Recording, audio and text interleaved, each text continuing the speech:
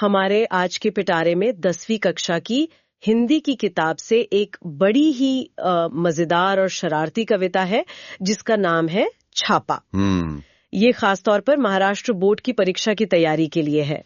तो आज हम मिलकर इस कविता की चीर फाड़ करेंगे। बिल्कुल। देखेंगे कि ये सिर्फ हंसाती है या कुछ सोचने पर भी मजबूर करती है, और हाँ, परीक्षा में इससे अच्छे नंबर कैसे बटोरे जा सकते हैं वो भी समझेंगे। और छापा कोई मामूली कविता नहीं है, ये हास्य और व्यंग्य का एक बेहतरीन कॉकटेल है। अच्छा। सोचिए, आयकर विभाग का छापा पढ़ना कितनी तनाव वाली बात होती है, लेकिन कवि ओम प्रकाश आदित्य जी ने इस गंभीर स्थिति को एक मजेदार कॉमेडी सीन में बदल दिया है। और इसी हंसी मजाक के पर्दे के पीछे से उन्होंने एक आम आदमी की आर्थिक हालत और पूरे सिस्टम पर एक करारा थप्पड़ जड़ा है। ठीक है, तो फिर इस दिलचस्प छापे की कहानी शुरू करते हैं।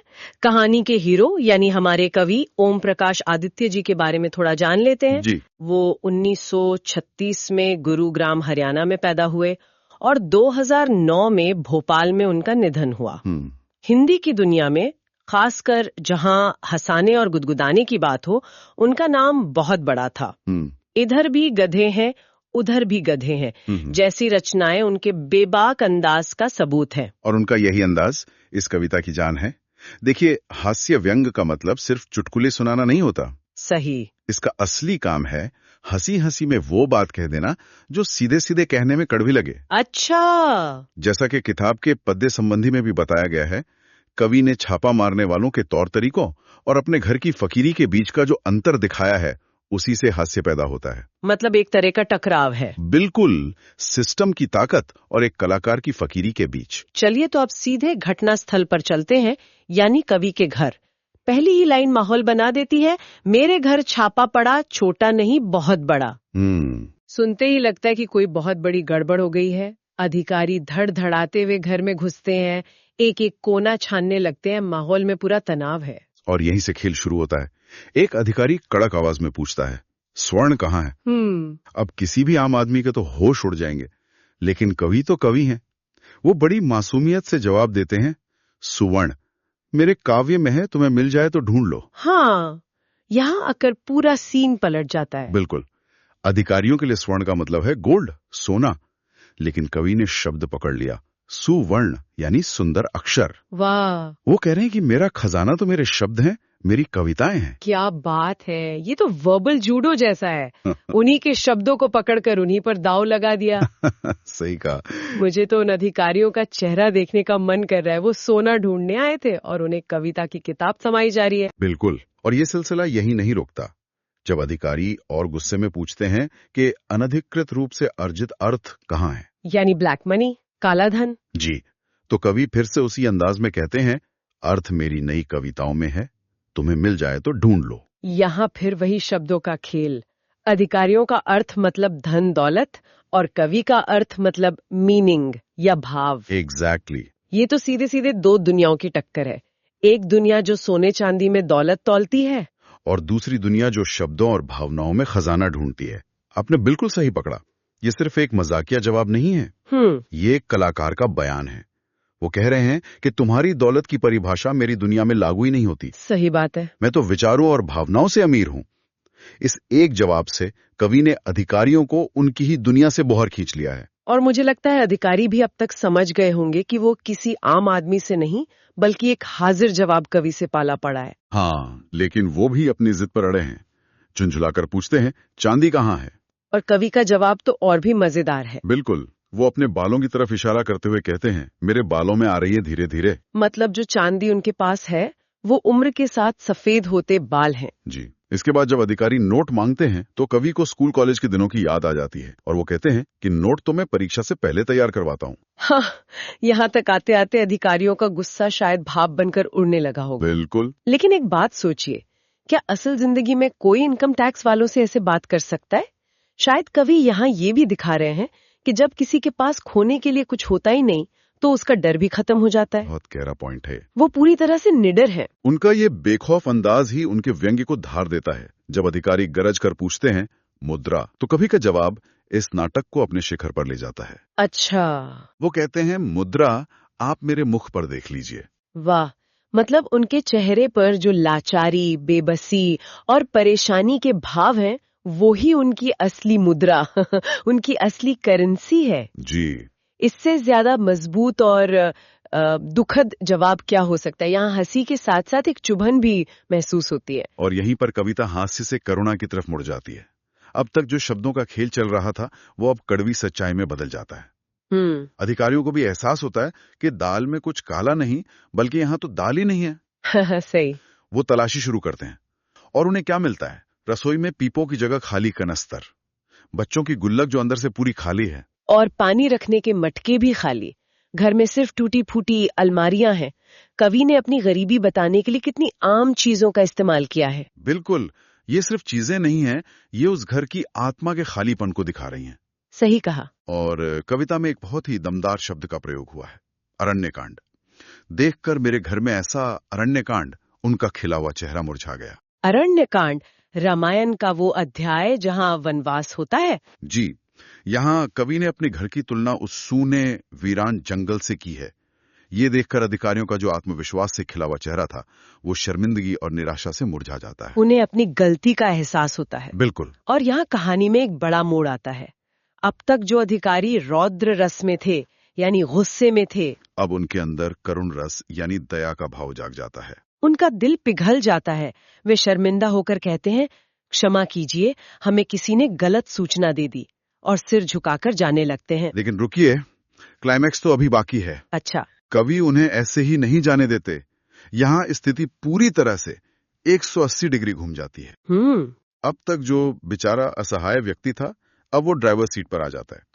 वो उन्हें रोककर कहते हैं, ठहरिए, सिर मत धुनिए, मेरी एक बात सुनिए। इस एक लाइन से वो सिर्फ एक गरीब कवि नहीं रहते, बल्कि एक विचारक बन जाते हैं जो पूरे सिस्टम पर ही सवाल खड़ा कर देता है। बिल्कुल। मुझे तो ये हिस्सा कविता का सबसे दमदार हिस्सा लगता है। कवि का जो प्रस्ताव है वो तो कमाल का है। क्या कहते हैं वो? वो कहते हैं, मेरे घर में अधिक धन होता तो आप ले जाते। अब जब मेरे घर में बिल्कुल धन नहीं है, तो आप मुझे कुछ देकर क्यों नहीं जाते? हाँ, ये तो सीधा सिस्टम के मुंह पर तमाचा है। एक बहुत ही तार्किक और तीखा सवाल है। सही। वो कह रहे हैं कि आपका काम सिर्फ लेना है क्या? अगर आप अमीरों के घर से सोना चांदी निकाल सकते हैं, तो किसी के घर की गरीबी देखकर उसकी मदद क्यों नहीं कर सकते? आप तो सरकारी तंत्र का हिस्सा हैं। आपकी कोई जिम्मेदारी नहीं बनती। बिल्कुल।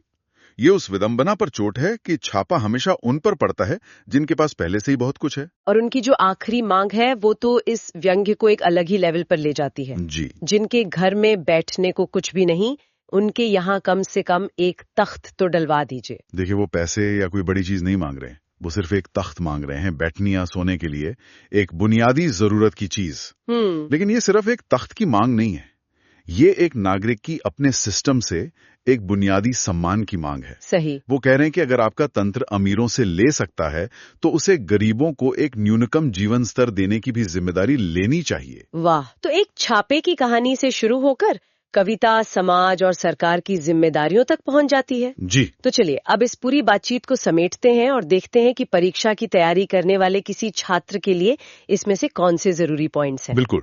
अगर मैं एक छात्र होता तो मैं इस कविता को कुछ हिस्सों में बांटकर समझता। सबसे पहली और सबसे जरूरी चीज है कविता का केंद्रीय भाव। इसका निचोड़ क्या है? इसका निचोड़ यह है कि एक ईमानदार लेकिन गरीब कवि की आर्थिक तंगी को हास्य और व्यंग्य के जरिए दिखाया गया है। यह उस व्यवस्था पर कटाक्ष है जो कभी कभी बड़े खिलाड़ियों को छोड़कर आम आदमी को परेशान करती है। और दूसरी जरूरी बात, कविता का प्रकार। ये सिर्फ एक कविता नहीं, हास्य व्यंग्य कविता है।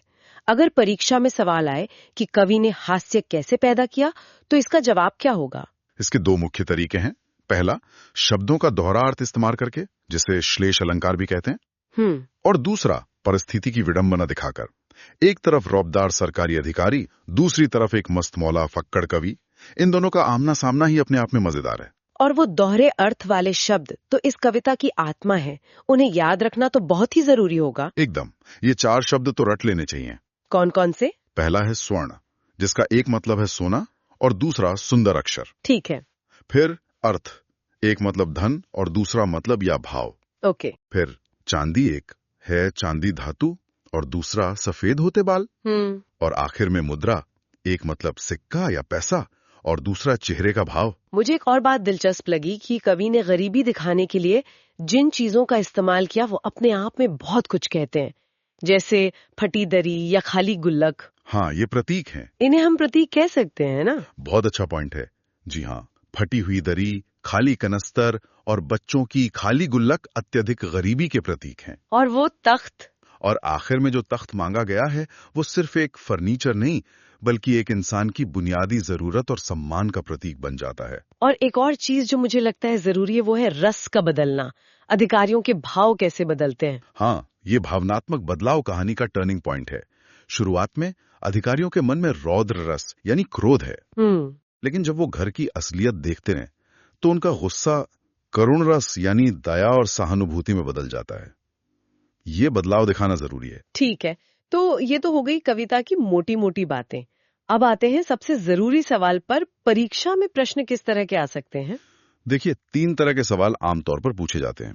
पहला, कविता के हिस्से पर आधारित सवाल। अच्छा। आपको कविता की कुछ लाइनें दी जाएंगी और उन पर आधारित सीधे साधे सवाल होंगे, जैसे छापा मारने वालों को कवि के घर से क्या क्या मिला, ओके। या अधिकारियों का खिला चेहरा क्यों मुरझा गया। इनका जवाब आपको उन्हीं लाइनों में मिल जाएगा। और दूसरा प्रकार? दूसरा है लाइनों का मतलब समझाना। आपको कुछ पंक्तियां देकर कहा जाएगा कि इनका सरल अर्थ लिखिए, जैसे वो तख्त वाली लाइन। हाँ।